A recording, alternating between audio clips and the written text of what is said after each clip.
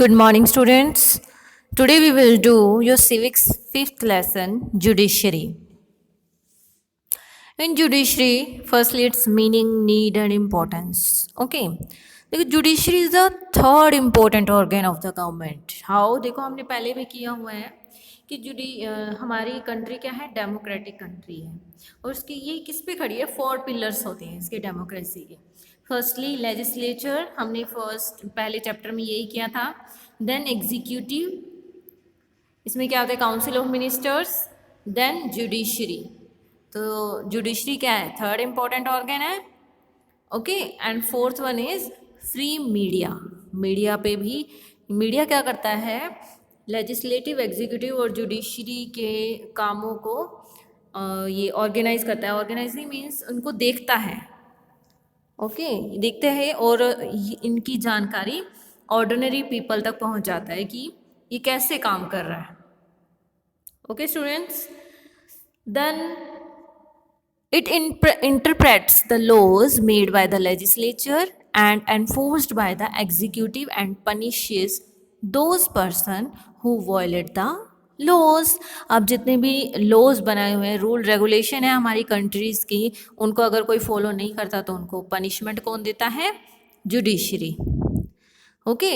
The judicial system provides a mechanism for resolving disputes between citizens.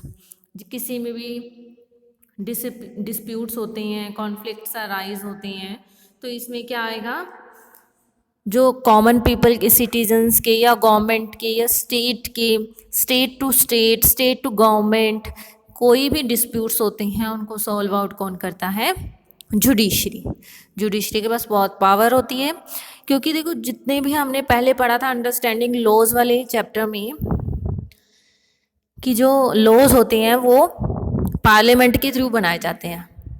But if it violates any provision of the constitution then judiciary has power to dissolve it. Judiciary उसके against strike कर सकती है, उसके पास power है कि उस law को pass out ना किया जाए. जब मैंने यूँ पढ़ाया था कि लॉज को बनाता कौन है, पार्लियामेंट बनाता है. देन उस पार्लियामेंट के पास बिल आता है, देन आगे वो जो कमेटी उसको इन्वेस्टिगेट करती है, वो कमेटी कौन होती है, जुडिशरी के जजेस ही होते हैं. ओके. जुडिशरी में कुछ लॉयर्स ही होते हैं जिनकी एक कमेटी बना दी जाती है, वो इन्वेस्टिगेट करते हैं लॉज को कि अगर हम अप्लाई करते हैं तो आउटकम क्या आ सकता है, या अगर हम नहीं करते हैं तो क्या आउटकम आएगा. ओके. जो जुडिशरी है, द सुप्रीम कोर्ट, ये किस में है, जुडिशरी हम बोलते किसको है, सुप्रीम कोर्ट को, हाई कोर्ट को. And also it is work as guardian of the fundamental right of the citizen. It is the bodyguard of the our institution, sorry our constitution. ठीक है. Constitution के जितने laws हैं उनको safe guard कौन करता है, आवर जुडिशरी, जो सुप्रीम कोर्ट, हाई कोर्ट के रूप में काम करती है हमारी कंट्री में.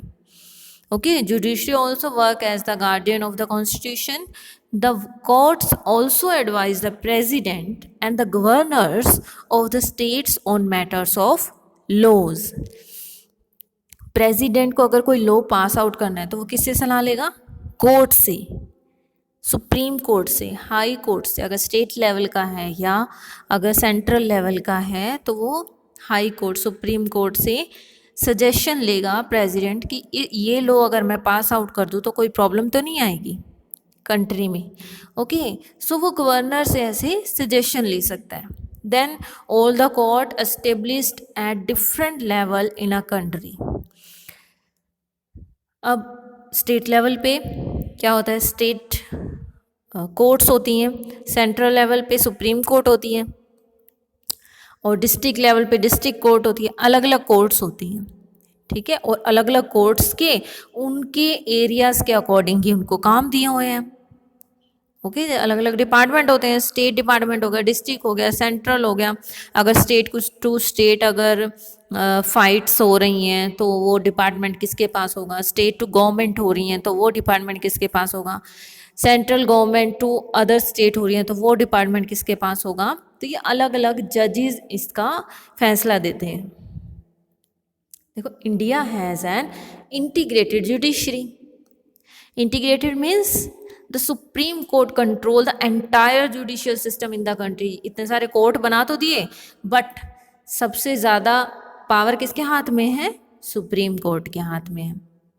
ओके, देखो अब हम सुप्रीम कोर्ट के बारे में पढ़ेंगे कि सुप्रीम कोर्ट की क्या क्या सुप्रीम कोर्ट की मेंबरशिप के लिए क्वालिफिकेशन होनी चाहिए, इसका tenure, salary and jurisdiction. Okay, firstly इसकी क्वालिफिकेशन।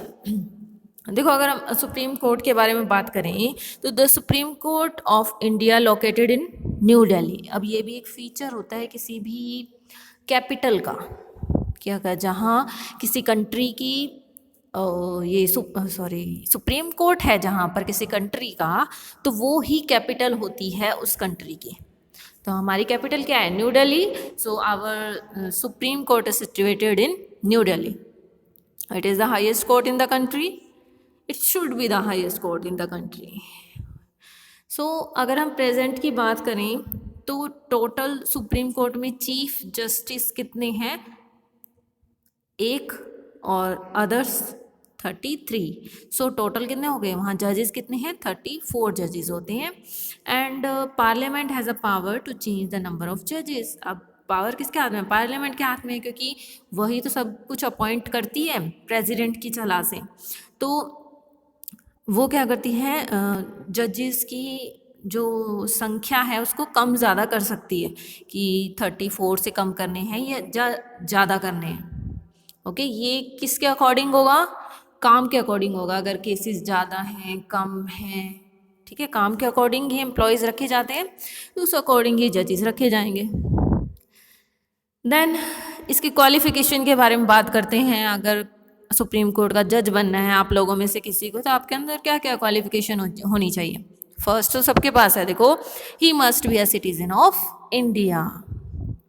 इंडिया का सिटीजन आप सब लोग हैं। And he should have worked as a जज of the high court for at least 5 years। 5 साल तक आपको काम करना होगा हाई कोर्ट में अगर आपको सुप्रीम कोर्ट का जज बनना है, ठीक है।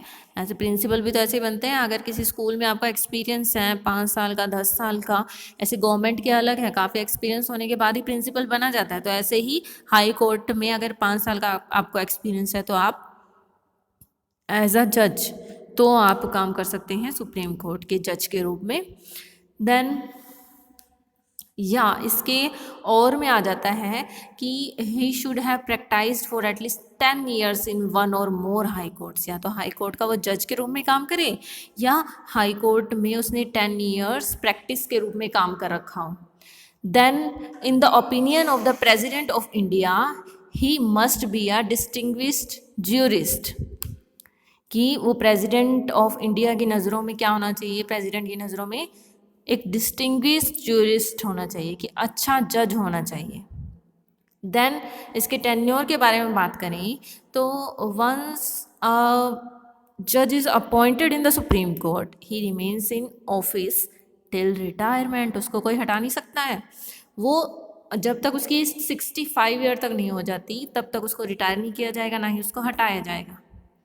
Okay, after retirement, judges of the Supreme Court can't practice in any court। कहीं भी उसको प्रैक्टिस नहीं करेगा वो रिटायरमेंट के बाद, कोई भी और काम शुरू नहीं कर सकता। ओके, देन अगर हम सैलरी के बारे में बात करें, the chief justice of the India gets a monthly salary of ₹2,80,000 and other judges get ₹2,50,000 per month along with other allowances and benefit like इसके अलावा इनकी सैलरी जो इतनी है, इसके अलावा उनको क्या क्या दिया जाता है? Facilities, official residence, car, telephone and pension after retirement. The salary of the judges of the Supreme Court and High Court can't be decreased during their tenure except in case of financial emergency। अब उनकी salary है 2,80,000, 2,50,000, पर अगर इनकी salary को कम ज़्यादा नहीं किया जा सकता, कम नहीं किया जा सकता, सॉरी। क्यों? कम कब कर सकते हैं? अगर कोई कंट्री में फाइनेंशियल इमरजेंसी है, या अदरवाइज कोई कम नहीं होगी सैलरी। ओके, देन इसकी ज्यूरिस्डिक्शन है, इनकी पावर्स हैं, वो हम नेक्स्ट वीडियो में करेंगे। Till then keep learning at your home students. Bye bye all of you, take care.